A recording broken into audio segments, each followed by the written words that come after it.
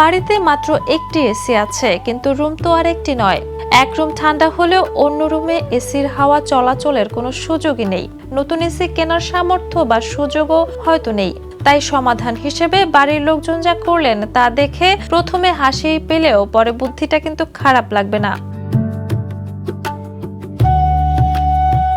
বেডরুমের দেয়ালে লাগানো এসির সামনে মোটা পলিথিন এমনভাবে লাগানো হয়েছে যাতে তার ভেতর থেকে ঠান্ডা বাতাস একটি নির্দিষ্ট দিকে যেতে পারে।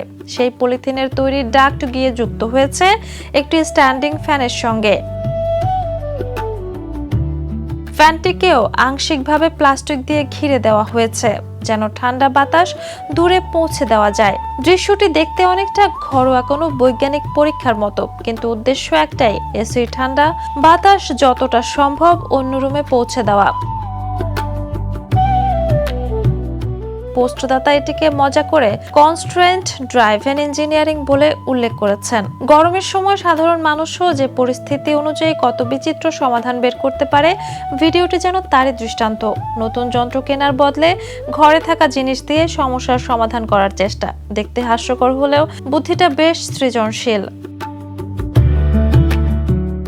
তবে নিরাপত্তার বিষয়টিও যাচাই করা গুরুত্বপূর্ণ। এসি বা ফ্যানের বাতাসের পথ প্লাস্টিক দিয়ে পুরোপুরি বন্ধ করা, বৈদ্যুতিক সংযোগ ঢেকে ফেলা বা যন্ত্র অতিরিক্ত গরম হওয়ার মতো পরিস্থিতি তৈরি করা উচিত নয়। অর্থাৎ বুদ্ধি খাটানো ভালো, তবে গরমের মোকাবিলা করতে গিয়ে যেন নতুন কোনো বিপদ চলে না আসে সেদিকে খেয়াল রাখাও জরুরি। Jhuma Mridha, the news.